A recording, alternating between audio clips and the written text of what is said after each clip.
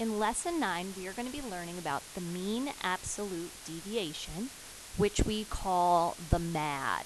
And MAD just stands for mean absolute deviation. Example 1 will bring us back to this discussion of variability.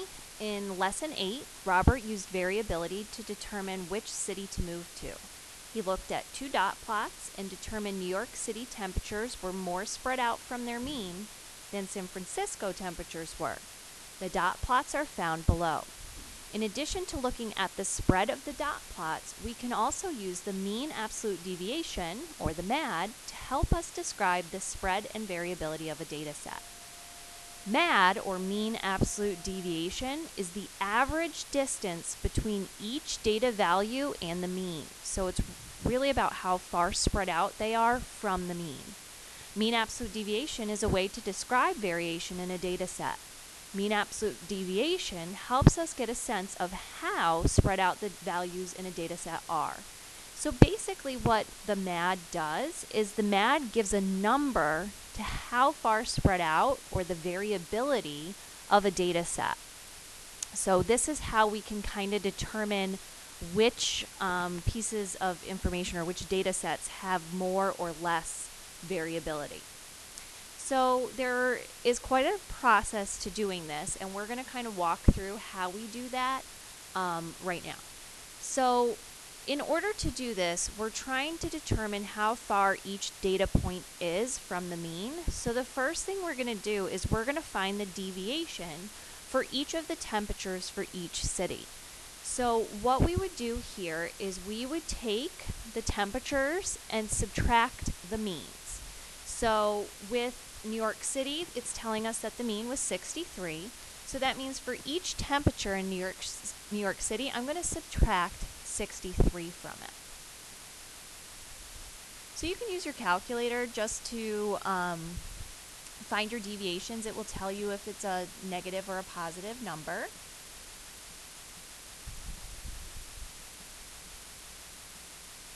Okay, so when we do this, I'm just going to kind of fill in the numbers from what I have already done. So if I do 39 minus 63, I get negative 24. 42 minus 63 gives me negative 21, negative 16, negative 13, negative 8, negative 2, 2, 8, 13, 18, 21, and 22. Now,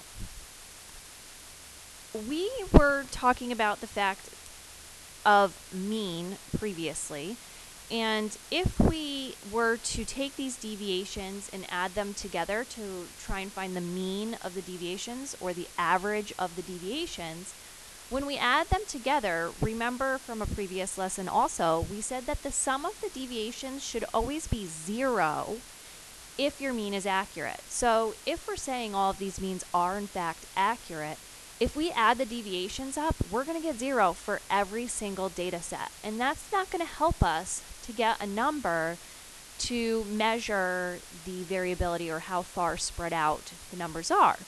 So what we can do is we can find the absolute value of each of the deviations. This is our absolute deviation here. So I'm going to take each deviation and find its absolute value.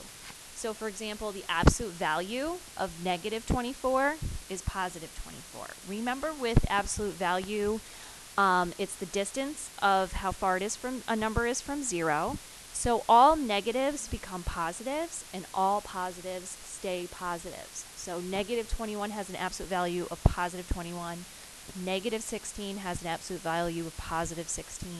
Negative 13's absolute value would be 13. Negative 8's would be 8. Negative 2's would be 2. And then we get into positive numbers. The absolute value of positive 2 is positive 2. Positive numbers just stay the same.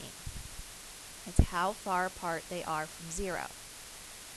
So now, if I were to actually add these together, I would get a positive number, whereas with the regular deviations, I would have always gotten 0. This is what's going to distinguish data sets from one another. So I'm going to go ahead and add all of these together, and when I add all of those numbers together, I get 168. So this is the absolute deviation piece of it, finding all of the absolute values of the deviations. Absolute for absolute value, deviations for deviations. This piece is talking about the mean of those absolute deviations. So what I'm going to do is I'm going to take my total of my absolute deviations, or that 168, and divide it by the number of pieces of data that were added together to get that. So that, in this case, is 12. So I'll do 168 divided by 12 to get 14. So on average, the data pieces are about 14 units from the mean. Okay, so that's talking about the variability of it. Now, if we look at San Francisco and we follow the same steps, this time we're going to find the deviations for each temperature. So the mean is 64. To find the deviations, we take the pieces from the data set and subtract the mean from them. So I'm just subtracting the mean from each piece of data to get the deviation.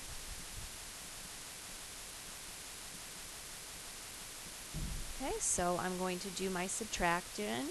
I get -7, -6, -4, -2, -1, another -1, 0, 3, 3, 4, 5, and 6. So now if I were to add those deviations together, because the mean is correct, I would get 0. And that's not going to help me.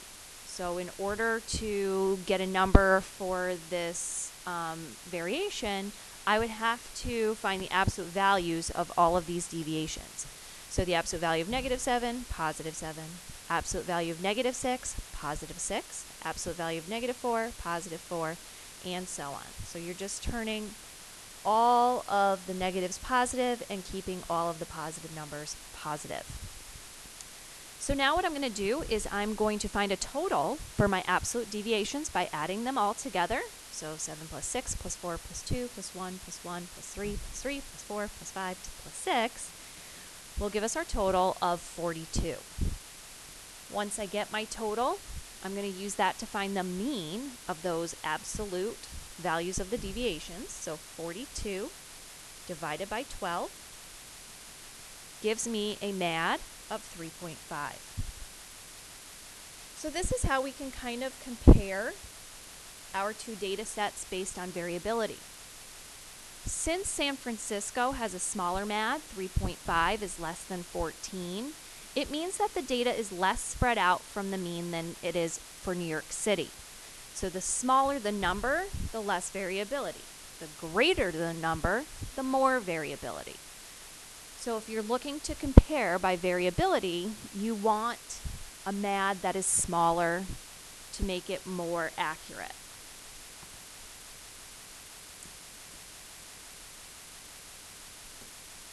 Okay, so now the next page just kind of walks through the steps of how to find the MAD. And this is if you don't already have your mean. So in this case, the first step is finding the mean of the data set. You're going to add all the data points together and then divide by the number of data points. So in our previous example, the means were already given to us because we did them in a previous lesson. But if we didn't have that, we would have to find the mean first. The second step is to find the deviations. And to find the deviations, what you're going to do is you're going to take each data point and subtract the mean from it. After that, you're going to find the absolute deviations by turning all of the deviations positive. You then add the absolute deviations together and then divide the sum of the absolute deviations by the number of data points. And it says to round if necessary. It will let you know typically if you do need to round.